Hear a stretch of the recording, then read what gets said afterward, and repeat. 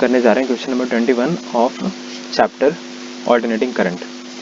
And the question is, एक device x है जो कि एन एसी सोर्स से कनेक्टेड है, उसका वेरिएशन दिखा रखा है, वोल्टेज करंट पावर का वेरिएशन पूरे कंप्लीट साइकिल के लिए दिखा रखा है हमें ग्राफ में। और हमसे ये पूछा जा रहा है कि हमसे 3 क्वेश्चन पूछे गए। The first question is which curve shows power consumption for a full cycle, B part is what is the average power consumption of a cycle, and C part is identify the device X. तो पहले हम ये देख लेते हैं कि कौन सा कर्व है जो कि पावर कंजम्पशन के लिए पावर कंजम्पशन को रिप्रेजेंट कर रहा है। तो अब हम ये बताएं कि जो पावर है वो प्रोडक्ट होता है वी एंड आई का। तो अगर वी एंड आई का प्रोडक्ट है तो जो जो पावर का प्लॉट होगा वो वी से भी ज़्यादा होगा, उसकी जो एम्पलीट्यूड होगा वो वी से भी ज़्यादा होगा और आई से भी ज़्यादा होगा। प्लस हमें ये पता है कि अगर वी का वेरिएशन हमें प्लॉट में ये भी दिख रहा है कि जो दो कर्व है उनका तो फ्रीक्वेंसी सेम है, लेकिन एक जो कर्व है उनका फ्रीक्वेंसी दुगना है उससे। मतलब अगर v और i का फ्रीक्वेंसी सेम हो, तो अगर आप मान लो कि जो v है वो साइन ओमेगा टी है, i को अगर कॉस ओमेगा टू मान लो, तो जो p क्या होगा, sine omega t into cos omega t, तो वो sine of twice of omega two आएगा।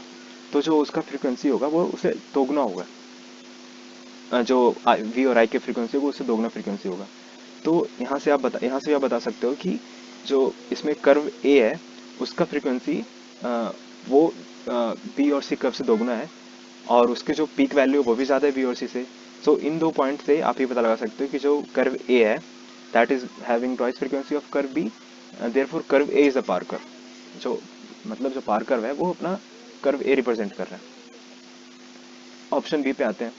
अब बी ऑप्शन में क्या था, बी क्वेश्चन में कि what is the average value, average power consumption of a cycle. और पता है कि जो हमने पावर का एक्सप्रेशन निकाला है that is K times sine of two omega t. आप साइन का अगर आप over a period of two का एवरेज निकालोगे तो वो जीरो ही आएगा, hence average value, average power consumption will be also be zero. अब ये देख लेते हैं। अब ऑप्शन सी में क्या कह रहा है कि आइडेंटिफाई द डिवाइस एक्स। अब हमसे ये पूछ रहा है कि एक्स कौन सा डिवाइस होगा, क्योंकि वोल्टेज एंड करंट है उनमें हमेशा phase difference of pi by two है।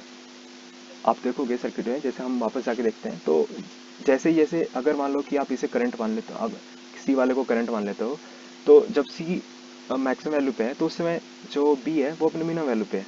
मतलब दोनों हर टाइम पे देखोगे आप तो मतलब इन दोनों के बीच हमेशा phase difference of pi by two है। तो ये पक्का या तो एल सर्किट होंगे, प्योरली इंडक्टिव सर्किट होंगे, या फिर प्योरली कैपेसिटिव सर्किट होंगे, या फिर इन दोनों कॉम्बिनेशन होंगे। प्योरली रेसिस्टिव सर्किट कभी नहीं हो सकते, क्योंकि अगर प्योरली रेसिस्टिव सर्किट होता तो उन दोनों में एल और आर सॉरी वोल्टेज और आई का वो हमेशा दोनों फेज में होते हैं, उनके बीच का phase difference pi by two नहीं होता। सो ये 3 पॉसिबिलिटी हो सकते हैं, या तो प्योरली इंडक्टिव सर्किट हो, प्योरली या फिर प्योरली कैपेसिटिव सर्किट हो, या फिर इनका कॉम्बिनेशन हो। Thank you.